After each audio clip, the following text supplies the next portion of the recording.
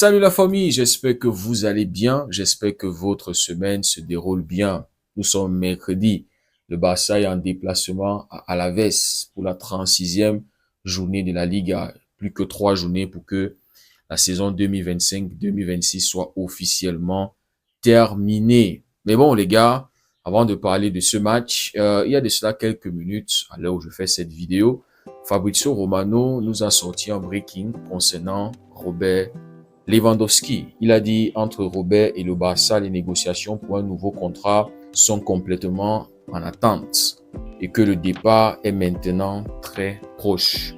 Il disait que il est très peu probable de le voir rester à ce stade. 4 saisons avec le Barça et pour moi les gars, Robert, c'est une légende du Barça. Il était arrivé à une période très compliquée, Messi était parti et il a participé énormément à tout ce qu'on a pu accomplir après le départ de Lionel Messi. On se rappelle de la Liga lors de sa première saison, Pichichi. La deuxième saison sous Xavi, et ça c'était sous Xavi, deuxième saison sous Xavi, voilà, on avait fait une saison blanche. Et puis Anti-Flick est arrivé, les gars. Vous voyez, la saison dernière va à jamais rester dans ma mémoire, les gars. Et il y aura toujours ce goût amer là en Champions League. Cette demi-finale-là où on était à 3 minutes d'aller disputer la finale, les gars. Les gars, je pense que tout ce qui nous fait mal avec ce départ de Lewandowski, c'est le fait que il n'aura pas gagné une Champions League avec le Barça. Je pense que c'est le sentiment chez tous les supporters du Barça. Parce que Lewandowski était parti d'un Bayern qui était au sommet, un Bayern qui dominait, qui marchait sur l'Europe, arrivé dans un Barça qui était dans la crise. Et les amis, pour cet amour-là, on sera toujours reconnaissant à Lewandowski. On avait tous souhaité que pour cet amour pour le Barça, qu'il laisse au moins une étoile, les gars. Cette 6e étoile qu'on attend déjà, ça fait 11 ans, les gars. Et donc, la saison dernière, je vais toujours le mettre sur Arroyo, les gars. Et je pense que si on demande à Lewandowski d'être sincère du fond de son cœur, quelque part, il doit en vouloir Arroyo, les gars. Et les gars, ça c'est... Je ne vais pas dire que je ne vais pas pardonner à Arroyo parce que Dieu nous demande de pardonner pour qu'on soit aussi pardonné, les gars. Mais c'est une cicatrice à jamais, les gars. Parce qu'on ne saura jamais ce qui allait se passer lors de cette finale. Oui, le Paris Saint-Germain avait humilié l'Inter, mais l'Inter n'aime pas le Barça, les gars. La saison dernière, on était en pétard avec l'arrivée d'Anti-Flick. Et on connaît aussi le record d'Anti-Flick des finales. Il n'a jamais perdu une finale. Donc, probablement, si on était allé en finale, on l'aurait gagné, les gars. Donc, Arroyo, quand je le vois aujourd'hui, en parlant même d'Arroyo, lors de la célébration, le gars, il a flop. Un ballon, je ne sais pas s'il voulait faire une reprise de volée ou s'il voulait juste faire un dégagement. Mais le gars est tombé lamentablement. Il a même perdu sa chaussure. Raté complètement ce qu'il voulait faire. Le gars, c'est un flop sur le terrain. Et un flop même quand il faut célébrer. Quand je le vois faire la fête, les gars, vous ne savez pas, ça me dégoûte, les gars. Parce que ce gars nous a causé plus de mal que de bien, les gars. Lewandowski risque de partir en fin de saison, sans Champions League. Alors que la saison dernière, il y avait moyen. La saison avant Anti-Flick, on se disait que Lewandowski était finito, que c'était des os à sécher. Mais Flick était arrivé au club. Lewandowski, tac, le prime. Saison dernière en pétard, claquait des buts par-ci, par-là. Rafinha, Lamine Yamal, les Koundé, en fait toute l'équipe. Et on était à 3 minutes d'une finale. Mais il fallait que Arroyo vienne nous gâcher complètement la saison, les gars. Donc voilà, on ne peut que dire merci à Lewandowski. Et il y a ce regret-là qui va rester. Il y a ce goût amer-là qui va rester. Mais les gars, on retient de lui un grand frère qui s'est intégré parfaitement à la famille du Barça, les gars. Un grand frère qui a été un grand frère dans le vestiaire. Avant le début de la saison, on l'avait vu à l'anniversaire de Lamine Yamal. Donc Lewandowski, c'est un vrai coulé, c'est notre frère, c'est la famille. Et voilà, du fond du cœur, on sera toujours reconnaissant d'avoir participé à relever ce Barça quand nous étions à terre, quand nous étions la risée de l'Europe, quand tout le monde nous insultait, tout le monde se moquait de nous. Il était arrivé au Barça, les gars. Ça a fait renaître quelque chose. Et on comprend pourquoi aujourd'hui, Laporta l'aime beaucoup et Laporta veut même qu'il prolonge, qu'il reste. Mais bon, on nous dit qu'il y a des clubs en MLS, des clubs en Arabie Saoudite et même d'Italie qui sont intéressés. Mais bon, côté Italie, on dit que voilà, ça l'est et voilà, ça pourrait être compliqué. Mais voilà, les gars, je pense que Robert, il faut qu'il aille dans un club où il peut être tranquille. On lui souhaite tout le meilleur pour le reste de sa carrière, les gars, et on va continuer à le suivre et à le soutenir, peu importe où il va aller. Et puis, les gars, on nous a dit aussi qu'il y a 9 joueurs du Barça qui sont dans la pré-liste de La Fuente pour la Coupe du Monde. Lamine, il sera en Coupe du Monde indiscutable. Gavi, il va aller en Coupe du Monde. Je pense que quelque part de La Fuente, vous voyez, on se rappelle des premiers croisés de Gavi qui était en sélection. Donc, je pense que quelque part de La Fuente a ce truc-là qu'il doit à Gavi. Mais bon, on sait de quoi Gavi il est capable. On voit ses derniers matchs avec le Barça. Il est au niveau, les gars. Donc, il mérite d'aller en Coupe du Monde. C'est Eric Garcia qui est douteux. Mais Eric Garcia aussi mérite d'aller en Coupe du Monde après une saison exceptionnelle sous anti-flic. C'est un gars qui sait jouer partout en défense. Donc, c'est un joueur utilitaire. C'est le genre de joueur que tu aimerais avoir dans ton effectif. Donc, on souhaite que les choses, voilà, puissent tourner en sa faveur, les gars. Fermin Lopez, il ira. Dani Olmo, il ira. Pedri, indiscutable. Koubassi, Ferran et Juan Garcia qui est le nouveau venu. Bref, les gars, on verra bien ce que De La Fuente va choisir pour aller en guerre en Coupe du Monde.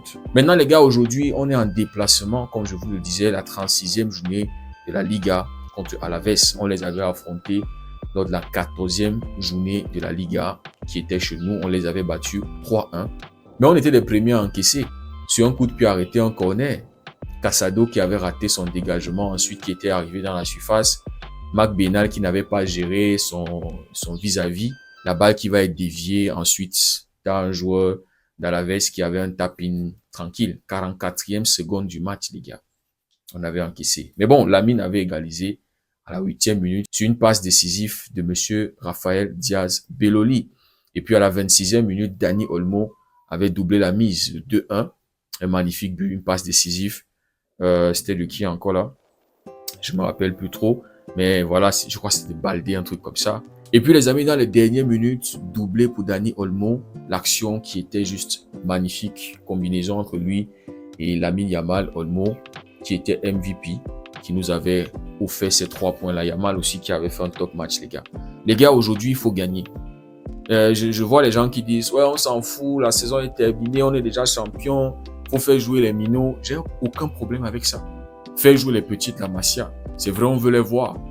Parce que tout au long de la saison, anti-flic, lui, voilà, il fait pas trop confiance, il a toujours ses gars, ses titulaires. Donc, pour les 3 journées restantes, les gars, il faut que les petits là aient plus de temps de jeu. Donc, je suis d'accord que les petits là jouent. Mais les gars, l'objectif, c'est 100 points avec nos petits de la Masia. Parce que les gars disent qu'ils s'en foutent des 100 points. La Ligue est déjà terminée. Non, les gars, je m'en fous pas des 100 points. Dans une saison où on n'a remporté qu'un seul trophée majeur, alors qu'on avait la possibilité de remporter 2, les gars, il faut gratter tout ce qu'on peut gratter au passage pour compléter la saison. C'est une saison qui est positive. Les objectifs n'ont pas été atteints. Parce que, en fait, ça dépend de chacun, les objectifs de chacun. Pour moi, les objectifs cette saison n'ont pas été atteints. Tu ne prends pas la Copa del Rey. Tu te manges 4 buts dans une double confrontation. Le match aller qui était à l'extérieur, tu avais l'avantage du match retour chez toi. Et en plus de ça, celui qui t'élimine ne va pas remporter ce trophée-là. Les gars, c'est le goût amer que j'ai de cette saison. On est tombé 2 fois contre un adversaire qui, à la fin de la journée, n'a même pas pu remporter l'une de ces compétitions-là. Donc, les gars, pour compléter la saison, les 100 points-là, on doit l'avoir. Et possiblement aussi le Pichichi, les gars. Ferran Torres, parce que Lamine a 16, Ferran Torres a 16 buts, les gars. On sait que actuellement Kylian Mbappé a 24 buts. Il reste 3 journées. Les gars, si aujourd'hui Ferran est titulaire, il te claque 3 buts.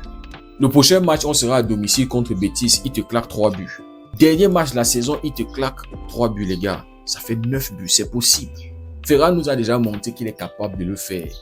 Et en plus de ça, c'est en fin de saison que lui se réveille. Donc s'il peut au moins se donner le pichichi, les gars, c'est vrai que ça va être très compliqué. Mais tout va dépendre aussi. Il y a des possibilités que lors de ces 3 dernières journées, Kylian ne marque pas, les gars. Il faut l'attacher. Mais bon, on nous a dit que Kylian, il tient à terminer la saison avec le Real Madrid. Pourquoi? Parce qu'il veut consolider son pichichi, les gars. Et vous avez déjà dit, ce joueur, il s'en fout de vous. une saison qui a été ratée collectivement, lui ne va pas rater sa saison individuellement. Je me dis que même c'est fort comment Kylian il va marquer au moins 3 buts encore avant la fin de la saison, les gars. Mais bon, Ferran, s'il te plaît. Voilà, les gars. Bon, les gars, mon 11 entrant pour ce match, puisqu'on a dit qu'on va mettre les minots.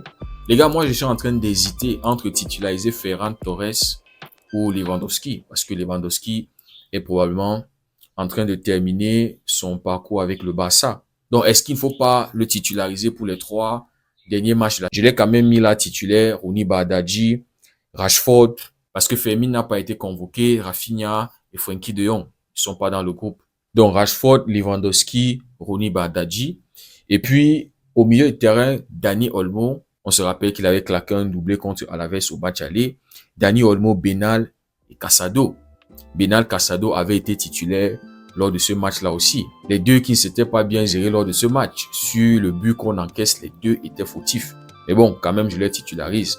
Et puis, voilà, on sait qu'en deuxième mi-temps, il y a le petit Tommy qui est dans le groupe, qui pourra aussi entrer en jeu parce que personnellement, je pense pas que je l'ai déjà vu jouer. Je me rappelle plus trop. Il y a Gavi et Pedri aussi qui seront sur le banc. Voilà, Gavi peut aussi entrer en jeu en deuxième mi-temps dépendant la physionomie du match. Pedri, je le laisse au frais, les gars. Il se prépare pour la Coupe du Monde. Bon, je crois qu'il va être titulaire au Spotify Camp Nou contre le Betis. Donc, pour moi, Pedri doit se reposer, les gars. Maintenant, Baldé, puisque son temps de jeu a été vraiment réduit. Maldini, Arroyo, Xavi Espa. Xavi Espa aussi, ça fait pas mal de matchs où il n'a pas joué. Donc, je pense que faut qu'il débute ce match. C'est vrai que Koundé n'avait pas joué lors du Classico. Il y a de fortes chances aussi qu'Antiflick le fasse jouer, puisque voilà, il doit aussi aller en Coupe du Monde, les gars. Maintenant, en deuxième mi-temps, à la place de Maldini, on peut mettre le petit Alvaro Cortés. C'est un défenseur central qui joue du côté gauche de la défense. Maintenant, on sait aussi que Christensen est de retour quand la saison est terminée. Donc, est-ce qu'il aura quelques minutes? Ce soir, on verra bien, les gars. Mon pronostic pour ce match, c'est 3-1 en faveur du Barça. Je vais aller avec le score du match aller. Voilà, il faut absolument qu'on gagne ce match, les gars. On sait que le record de 100 points, il n'y a eu que 2 coachs en Liga qui l'ont eu. Mourinho et Tito avec le Barça. Donc, si Antiflick peut avoir ce record-là, les gars, après une saison qui a été compliquée, pourquoi pas, les gars? Il faut absolument gagner ce match. Faut pas le négliger. Et en plus de ça, on est dans un très bon état d'esprit. Faut continuer dans ça. Il y avait 7 matchs. Après la trêve internationale, on a déjà validé 4. On doit valider les 3 prochains, 7 sur 7. Les gars, dites-moi ce que vous en pensez en commentaire. Si le contenu vous a plu, likez, partagez. Pour ceux qui découvrent cette communauté, n'hésitez surtout pas à nous rejoindre. Merci beaucoup d'avoir suivi la vidéo. On se dit à très bientôt. On se dit à ce soir pour le débrief. Passez une belle journée et que Dieu vous bénisse.